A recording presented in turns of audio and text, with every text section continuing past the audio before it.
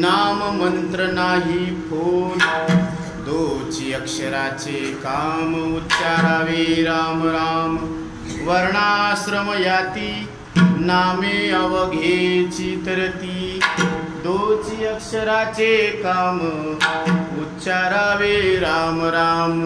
तुका म्हणे नाम चैतन्य हे निजधाम, दोची अक्षराचे काम उच्चारावे राम राम. विठ्ठल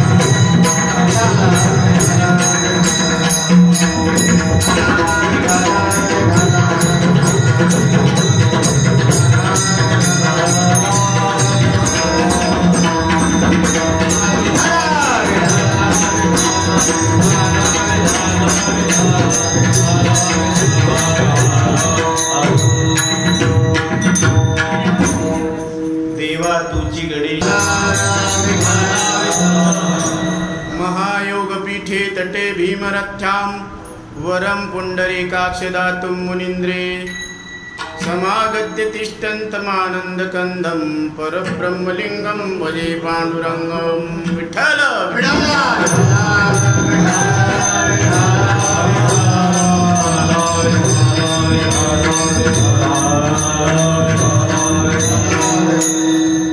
प्रस्तुत सेवेसाठी घेतलेला अभंग प्राप्तवेळी प्राप्त प्रसंगी प्रसंग असा आहे.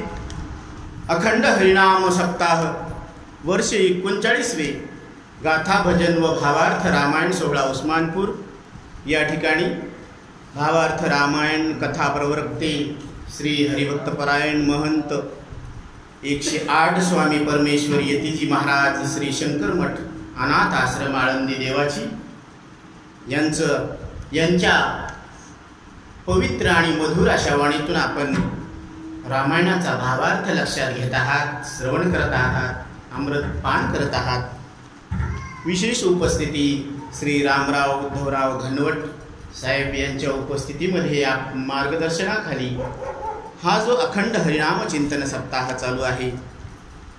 श्री हरिभक्तपरायण मुरली बाबा मुरलीधर महाराज बाबा यांच्या कृपेने व श्री हरिभक्तपरायण भागवत महाराज बावणे यांच्या शुभ हस्ते हा जो अखंड चिंतन सप्ताह चालू आहे.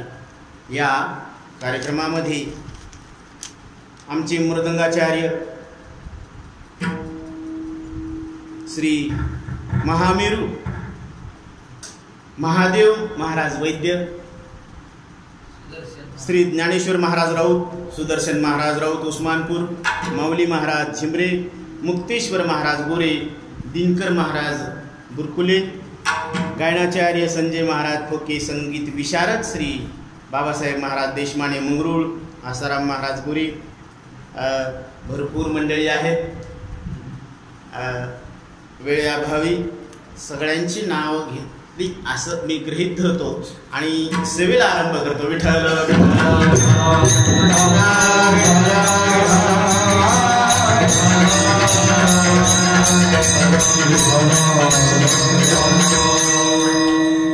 तर जगत वंदनीय जगत संत श्रेष्ठ असे असलेले श्री सावता महाराज यांच्या चरणी साष्टांग प्रणिपात करून सेवेला आरंभ करू. तर जगद्गुरु तुकोबाराय या 4 चरणाच्या अभंगातून नामाचं महत्त्व मनुष्य देहात आलेल्या जीवाला पटवून सांगत असतात. जसं प्रत्येक व्यवहारातल्या वस्तूला एक नाव असतं, ते नाव म्हणजे ती खूण आहे. त्या वस्तूची ओळख पटण्यासाठी व्यवहारामध्ये ठेवलेली काय आहे ती खूण आहे.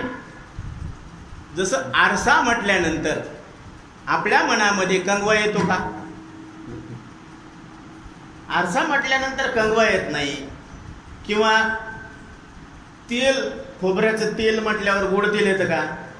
हे जसे प्रत्येक शब्दाचे व्यवस्थित अर्थ आहेत, प्रत्येक शब्दाला अर्थ आहे. म्हणून जगद्गुरु शंकराचार्य सांगतात, शब्द शक्तेन चिंत्यत्वात् शब्दात एव अपरोक्ष भेद. शब्दामध्ये ताकद आहे की दूर देशात असलेल्या वस्तूचं परोक्ष ज्ञान करून देते, आणि जवळच्या समीप देशामध्ये समीप कालामध्ये असलेल्या वस्तूचं प्रत्यक्ष ज्ञान करून देतं. आता गुलाबाचं फूल म्हटल्याबरोबर तुमच्या अंतःकरणामध्ये आकृती आली का नाही? आता आहे का इथं गुलाबाचं फूल माझ्या हातात आहे का? नाही. पण शब्द उच्चारल्याबरोबर त्या शब्दाचा अर्थ तुमच्या अंतःकरणामध्ये उमटला. म्हणून हे मन अशी एक वस्तू आहे की जिथं संसाराचं संपूर्ण चित्रीकरण होत असतं. म्हणून माऊली मनाबद्दल एके ठिकाणी असं सांगतात, जित हे संसार चित्र उमटे, तो मनोरूप पटू फाटे, सरोवर आटे मग प्रतिमा नाही. मन म्हणजे काय आहे? मन म्हणजे या संपूर्ण सृष्टीचं चित्रीकरण ज्या पडद्यावर होतं, तो मनाचा पडदा, जिथं विषयाचे संस्कार प्रेस होतात, छापल्या जातात, तो पट म्हणजे मन आहे. आणि ते मन प्रत्येक जण मनाला जाणतो, प्रत्येक जण मनाला वापरतो. मग तुमच्याकडं प्रत्येकाकडं मन आहे का नाही? आहे. त्या मनामध्ये आठवण आहे. आपलं घर कोणतं आहे, आपली शाळा कोणती आहे, आपलं गाव कोणतं आहे, आपलं नाव कोणतं आहे. समजा सगळ्या स्मृती आठवणी जर देवानं पुसून टाकल्या तर त्याला काय लक्षात राहील बरं? घरी जायचं लक्षात राहील? आपल्याला कोणता देह मिळाला लक्षात राहील? नाही लक्षात राहील. मग मनामध्ये आठवण ठेवली ही कोणाची कृपा आहे? ईश्वराची कृपा आहे.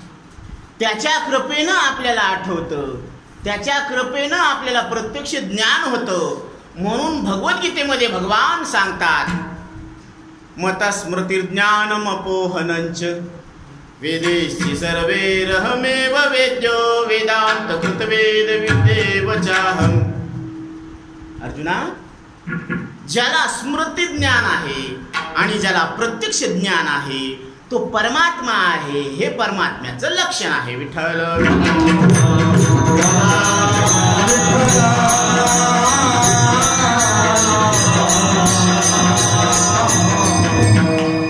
स्मृती ज्ञान म्हणजे काय आणि प्रत्यक्ष ज्ञान म्हणजे काय? स्मृती ज्ञान आणि प्रत्यक्ष ज्ञान हे दोन शब्द शास्त्रीय भाषेतले. आता आपल्या मराठी भाषेमध्ये ऐका त्यांचे अर्थ. ज्याला आताचं कळतं आणि मागचं आठवतं ती परमात्मा आहे. हे परमात्म्याचे लक्षण भगवान श्रीकृष्ण परमात्मा तुम्हाला आम्हाला अर्जुनाचं निमित्त करून सांगतात. विठ्ठल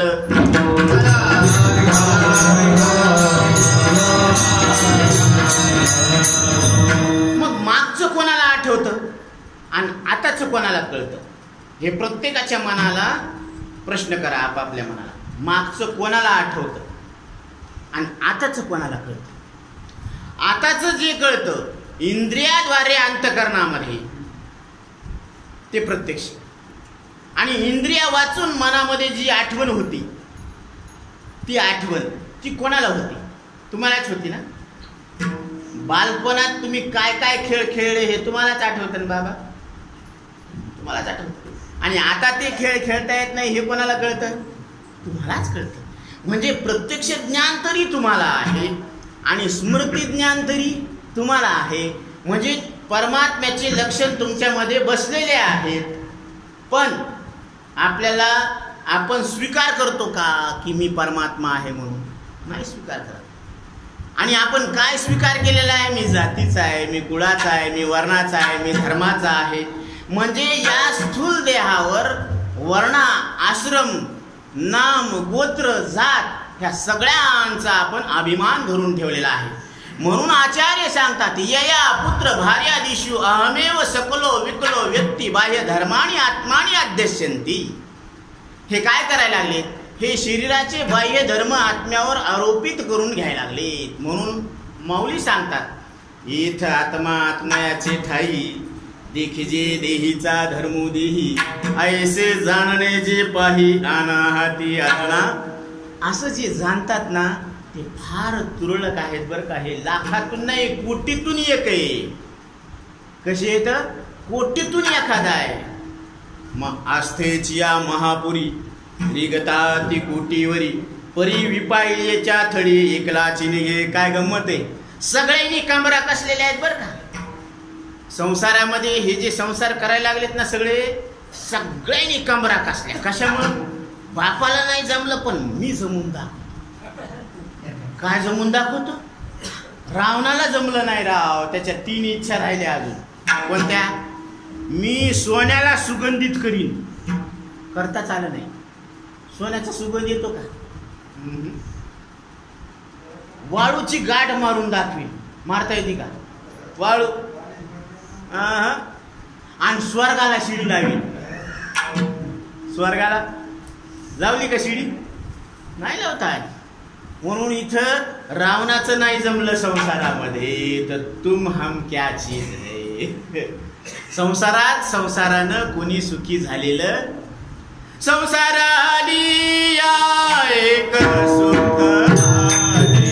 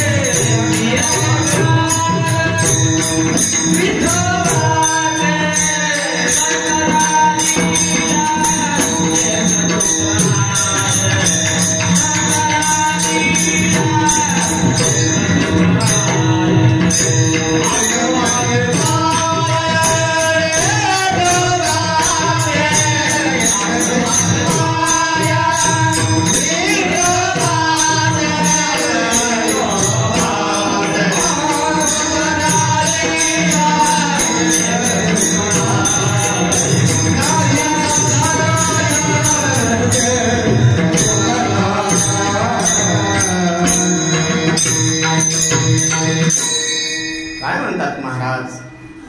संसारा आलिया एक सुख आहे, आठवावे पाय विठोबाचे. विठ्ठलाचं नामस्मरण ज्यानं केलं त्याला आत्ता सुख आहे. कधी? आत्ता. कुठं? इथं. कोणाला? ज्यानं इमानदारीनं विठ्ठलाचं नाव घेतलं त्याला सुख आहे. मग तुम्हाला सुख पाहिजे ना बाबा. आतापर्यंत तुमची जी धडपड चालू आहे, प्रयत्न चालू आहे, ते कशासाठी? सुखासाठी. बरोबर आहे ना? कोणाला वाटतं मला दुःख व्हावं? मज लागी दुःख व्हावे, ऐसे कोणी न भावे जीवे. मला दुःख व्हावं अशी कोणाची इच्छा नाही. मला दुःख व्हावं याच्यासाठी कोणाचे प्रयत्न नाही. पण हटकून दुःख पदरात पडल्याशिवाय राहत नाही. आणि मला सुख व्हावं अशी प्रत्येकाची इच्छा आहे. मला सुख व्हावं याच्यासाठी प्रत्येकाचे प्रयत्न आहे. पण हटकून सुख होत नाही. सुख अजून हातभर लांबच आहे. आता हे जे तरुण मंडळी आहेत ना, यायला वाटतं शिक्षण झाल्यावर आपल्याला डिग्री मिळेल. बरोबर आहे ना? मग डिग्री काय आहे? त्यांचं लक्ष आहे. आणि शिक्षण काय आहे? साधन आहे. आणि साध्य काय आहे? डिग्री. बरं, ती डिग्री घेतली. मग डिग्री घेतल्यानंतर त्याला वाटतं आता नोकरी मिळावं. मग नोकरी हे साध्य आहे आणि ती डिग्री साधन आहे. नोकरी मिळाली ना, आता त्याला वाटतं बाबा घर असावं. मग घर बांधते. मग नोकरी साधन आणि घर साधन. बरं, घर बांधलं तर आता तरी गप्प बसावं ना. ते म्हणते तसं नाही. घराला सांभाळणारी कुणीतरी सहचारिका पाहिजे. म्हणून एक बायको आणते. बरं का? हा, आताशी कळी खुलली. विठ्ठल विठ्ठल.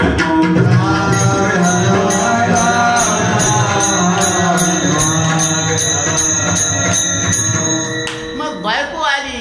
आता बायकोवर तितक्यावर तर समाधान व्हावं ना. आता लग्न होऊन जर 4-6 महिने झाले, वर्ष झाले, तर यायला काही वाटत नाही. पण शेजारी म्हणते तुमच्या बिबीला काही झालं नाही का हो? तुला काय करायचं? जिची तिला झोप नाही, शेणपुंजीला झोप नाही. पण या नसलेल्या उठ्या ठेवी करायची काय सवय लागली. आपलं तसंच ठेवायचं, लोकांचं झाकत बसायचं. ती कोंबडी काय करत असते, आता समोर जे ते खायचं ती मागं टाकती समोर चालते. आणि ते मागं टाकलेलं कवा खायचं? ही अशी गचाळ सवय या जीवाला लागलेली. म्हणून जीव देवाच्या नादी लागत नाही, जीव संसाराच्या नादीला. आणि संसारात सुख कधीच भेटत नाही. कारण जुने लोक सांगत असते संसार म्हणजे काय म्हणते माहिती का?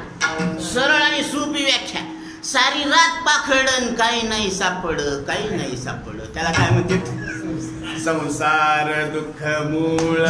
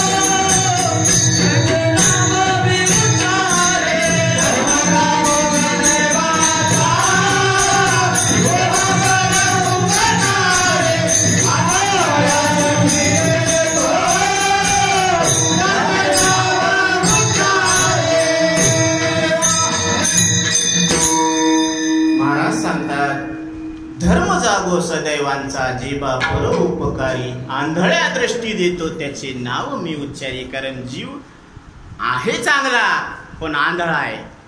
तुम्ही म्हणते महाराज आम्हाला 2 डोळे येत, तरी आम्ही आंधळे कशी? तुम्हाला मृत्यूच्या पलीकडचं पाहता येतं का बाबा? नाही ना, मग गप बसा. कारण तुम्ही आंधळेच आहेत डोळे असून. ज्ञानदृष्टी हरपली, दोन्ही नेत्र आंधळे. ज्ञानदृष्टी हरवलेली आहे. हा तिसरा डोळा आहे ज्ञानाचा, प्रत्येकाकडे आहे. महादेवानं तिसरा डोळा उघडला तर सृष्टी जळून खाक होती, बरोबर आहे? तसं तुम्ही तुमच्या विवेकाचा तिसरा डोळा जर उघडला तर सृष्टीत सिद्ध होत नाही. विठ्ठल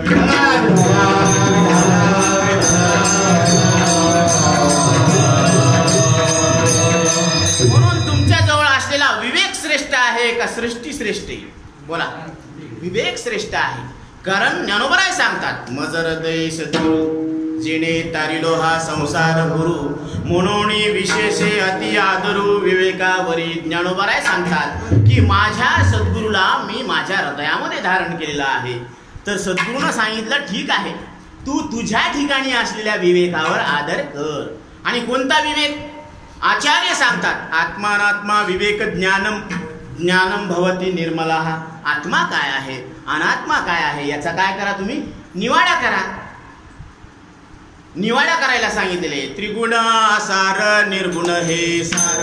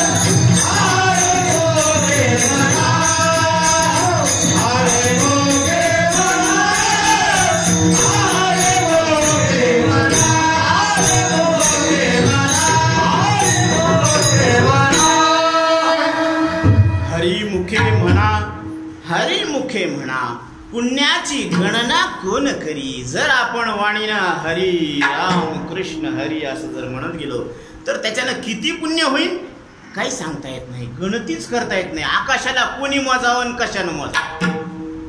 आता प्रत्येक जण प्लॉट मोजते स्क्वेअर फूट मध्ये, पाणी मोजते लिटर मध्ये. दूधवाला येतो ना सकाळी, इकडे येतं का नाही, कोण देतं दूध इकडे, म्हैस देतं का माणूस देतो. ते शहरातल्याला विचारा कोण देतं, ते मामा देतो दूध. तर मामा का कसं दूध देईन मग, म्हणजे डायरेक्ट म्हणतात मामा दूध देतो. अरे आमच्या इकडे म्हशी दूध देतात. काय देतात, म्हशी दूध देत असतात. म्हणून दूध कशामध्ये मोजायचं, लिटर मध्ये. बरं उष्णता कशामध्ये मोजायची, थर्मामीटर. ती असं लागतात ना कुंगळी, त्याच्यानं ताप मोजू थर्मामीटर. बरं वायू, आता चाकामध्ये हवा भरली ते कशानं मोजायचं, त्याचं एक यंत्र असतं, वारा मोजता येतो.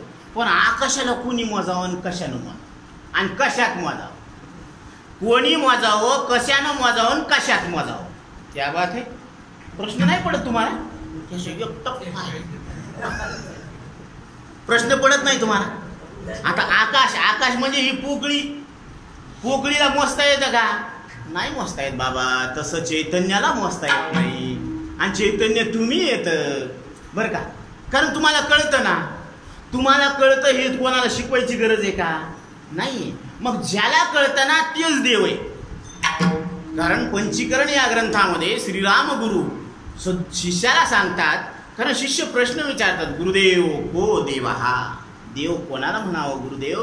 त्यावेळेस सद्गुरू सांगतात, यो मनसाक्षी, जो मनाला जाणतो तो देव आहे. पटलं बाबा, बोलत जा बरं का. कारण तुम्ही बोलल्याशिवाय आपल्याला पुढे जाता येणार नाही. तुम्ही बोलल्याशिवाय पुढे जाता येणार नाही. म्हणून ज्याला कळतं, जो मनाला जाणतो तो कोण आहे, देव आहे. आता तुमचं मन तुम्हाला कळतं का दुसऱ्याला कळतं, तुमचं मन बोलावं लागतं. जेव्हा नवीन पोपट, त्या बात आहे, आलं कळायला लवकर खुलायला, पण बोलायला तयार नाही. बोलेच ना चालेच ना माझी राधा रुसली का. आता राधा रुसली काय, इथं कृष्णच रुसलेला आहे, बोलायला तयार नाही. आता साधू संत आलेले तर बोलावं लागणार आहे. संतांच्या दरबारात आहोत आपण, श्री संत सावता महाराजांच्या दरबारात बसलेलो आहोत आपण. श्री संत सावता महाराजांनी त्यांची प्रत्येक भावना, प्रत्येक कार्य करत असताना, शेतातले प्रत्येक काम करत असताना हे सगळं विठ्ठलमय आहे असं त्यांच्या अंतकरणातला भाव होता.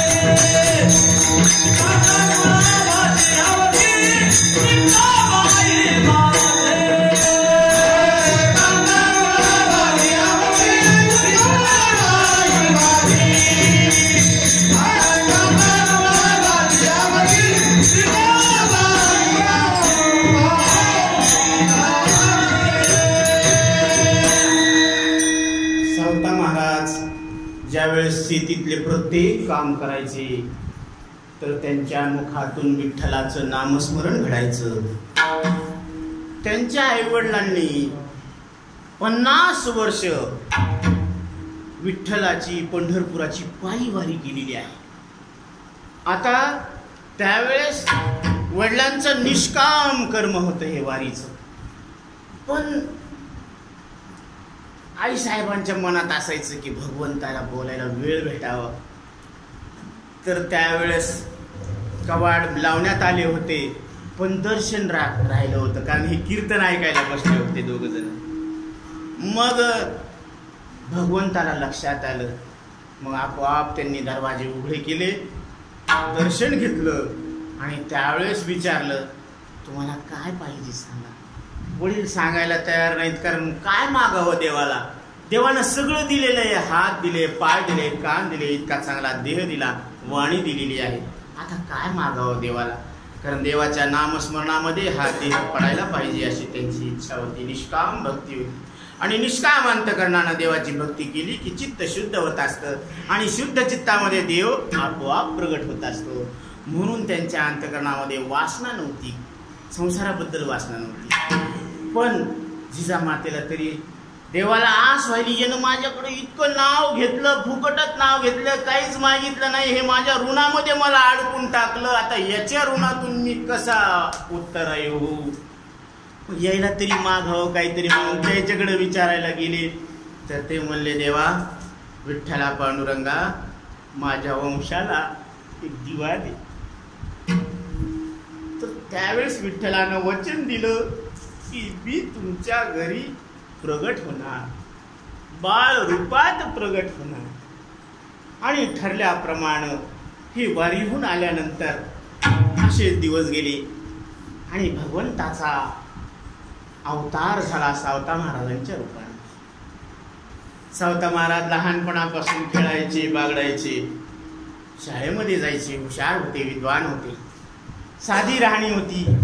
पांढरा ड्रेस, पांढरा धोतर, पांढरा नेरशर्ट, पांढरा पटका, पांढरा रुमाल आणि शेतातली कामं इमानदारीने करायची, निष्काम सेवा केली. देवाला प्रसन्न करून घेतलं विठ्ठलाला आणि विठ्ठलाला सांगितलं की तू मला अनुग्रह दे.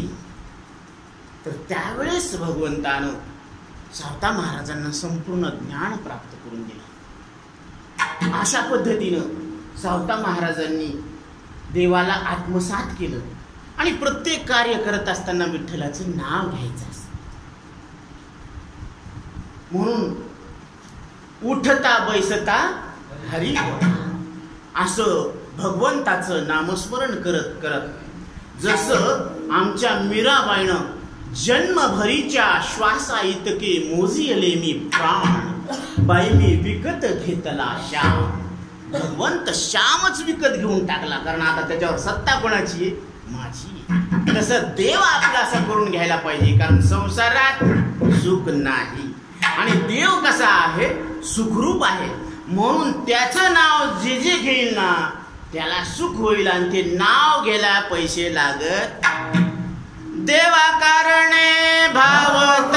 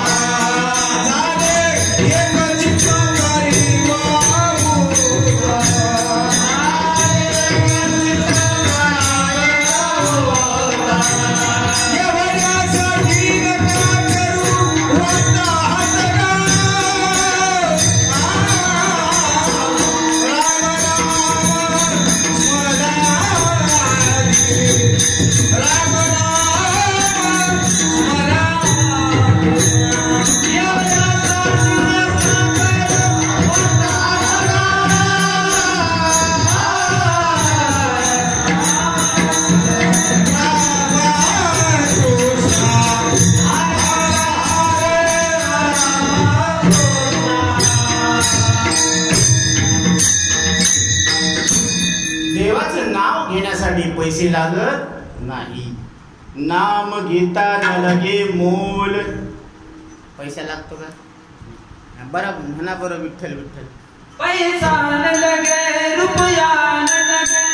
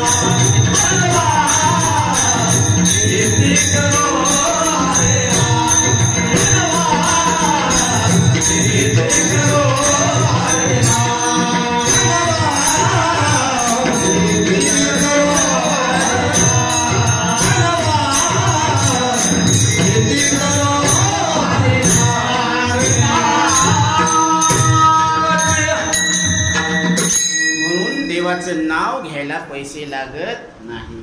नाम फुकाचे फुकाचे फुकाचे नाम फुकाचे फुकाचे फुकाचे नाम फुकाचे फुकाचे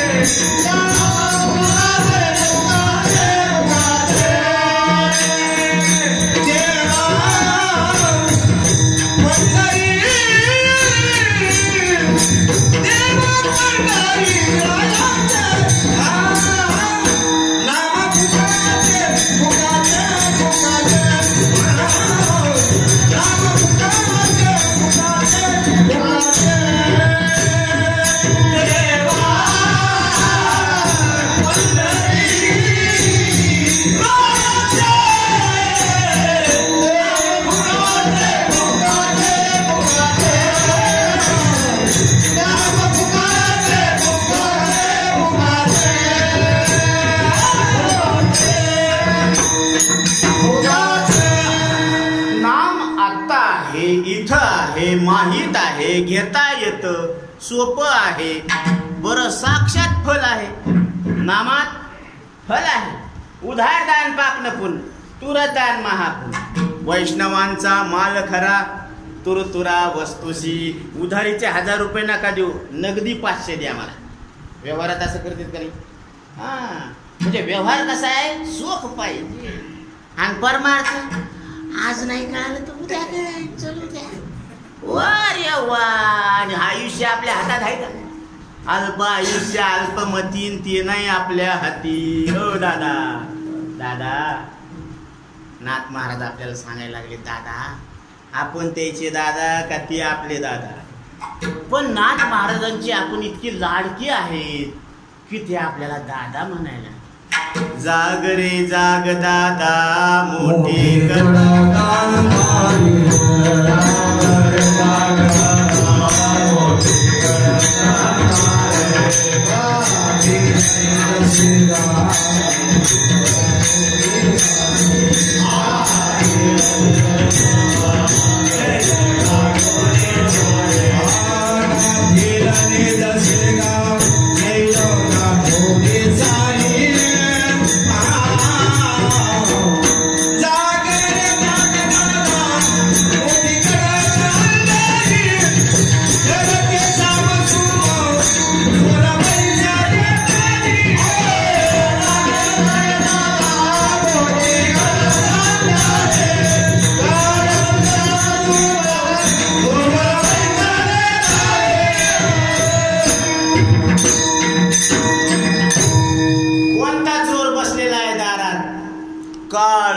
जोर बसलेला आहे.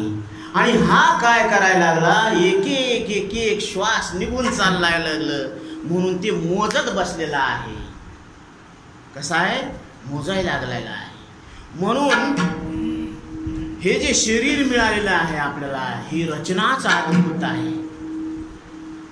तन तंबुरा तार मन अद्भुत है ये साज, हरि के दर से बज रहा, हरि की है आवाज.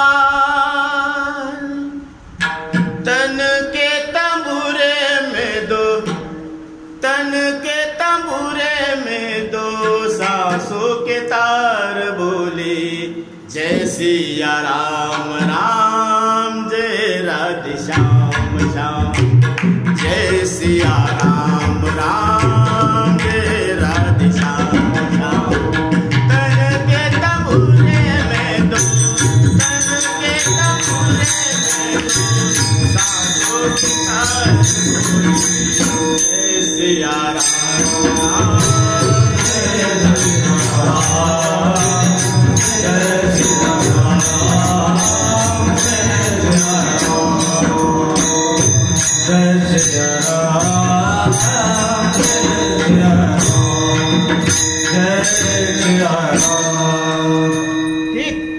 तंबुरा. हे काय आहे? तंबुरा आहे आणि तार मन आहे. ह्याच्यामध्ये 2 श्वास चालायला लागले, एक यायला चालायला. म्हणून 21,600 श्वास येतात आणि जातात. किती? 24 तासामध्ये. घंट्याला 900 आणि मिनिटाला 15. मोजले तुम्ही? वेळत नाही बाबा आपल्याला. बरे कोणाचं चालायला? तुमचंच चालायला. तुम्हाला शरीर मिळालेलं आहे, तुमचं शरीर कसं चालायलं हेच पाहायला आपल्याला मिळालं. वा रे वा, गाडी तर चालवायची लई हौस आणि पेट्रोल कुणी टाकावं? टाकून येणार आहे का नाही? वा रे वा. म्हणून ही गाडी दिलेली आहे. हे विषय विज्ञान यंत्र सुपूजित, हे विषयाचं ज्ञान होण्याचं हे पवित्र यंत्र आहे. मग ह्याला आपण जशाला तसं वापस करावं का असं चुरा मुरा करून असं द्यायचं? त्याला द्यायचं बी नाही, त्यालाच बळद न्यावं लागतं. मग ह्याचा चुरामुरा करायचं का चांगलं ठेवायचं? चांगलं ठेवावं ना. नाक साफ करायचं रोज, डोळे साफ करायचे, पोट साफ करायचं आहे का नाही? नाही तर मग एक ठेरी वाढली की त्याच्यामध्ये काय होतं माहिती? ठेरी वाढली म्हणजे पर्सनॅलिटी वाढली का? या इनिमा केला तर 7 किलो निघन घाण. कशाची पर्सनॅलिटी वाढली? म्हणून शरीर तंदुरुस्त ठेवायचं. आणि काही रोग झाले ना तर आमचे डॉक्टर साहेब आहेतच इथं बरं का. आमचे सागर महाराज आणि तायनाथ महाराज, त्यांच्याकडे संजीवनी बुटी आहे. ज्यांना रोग झालेले असते, स्त्री असो पुरुष असो, त्यांच्याकडे औषध आहे संजीवनी बुटी. आणि ज्यांना व्यसन सोडायचं असेल ना, दारू असो, तंबाखू असो, सिगरेट असो, सगळे व्यसन सोडायचे त्यांच्याकडे आहे ड्रॉप. ती तुम्ही 15 दिवसात तुमचं व्यसन सुटून बरं, ती त्यांच्याकडे आहे. म्हणून शरीर ही संपत्ती आहे, त्याला जपा. कारण शरीर हे शरीरासारखे गोमटे, पृथ्वी माझी नाही कुठे. म्हणून सांगतात महाराज, मानव तन अनमोल रे, इसे मिट्टी में ना तोल रे. अब तो मिला है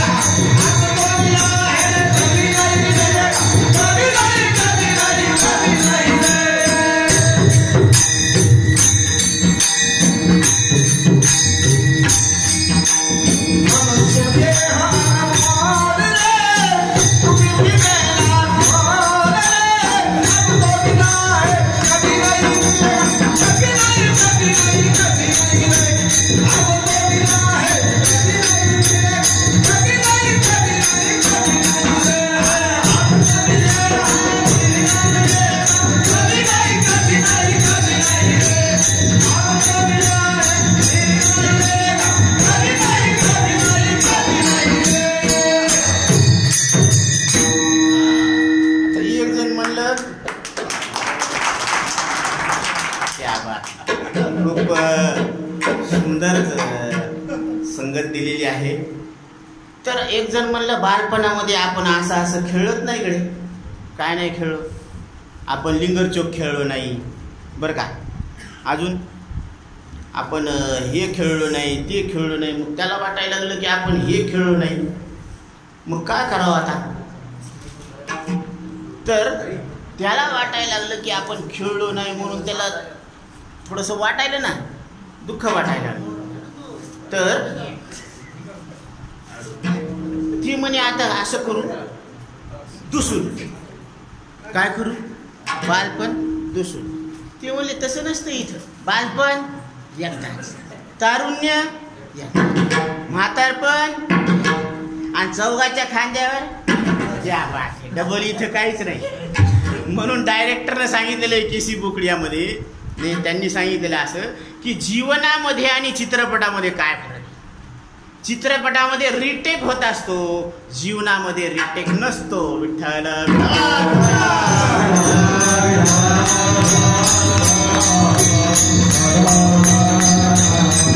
तुम्ही अजून तुम्हाला विश्वास बसत नाही ना, तुम्ही काय करा, सगळे जितके नाही का असे वीर पुरुष आहेत, साधू संत आहेत, सगळ्याचे फोटो लावा आणि एका कोपऱ्यामध्ये तुमचा फोटो लावा घर मालकाचा.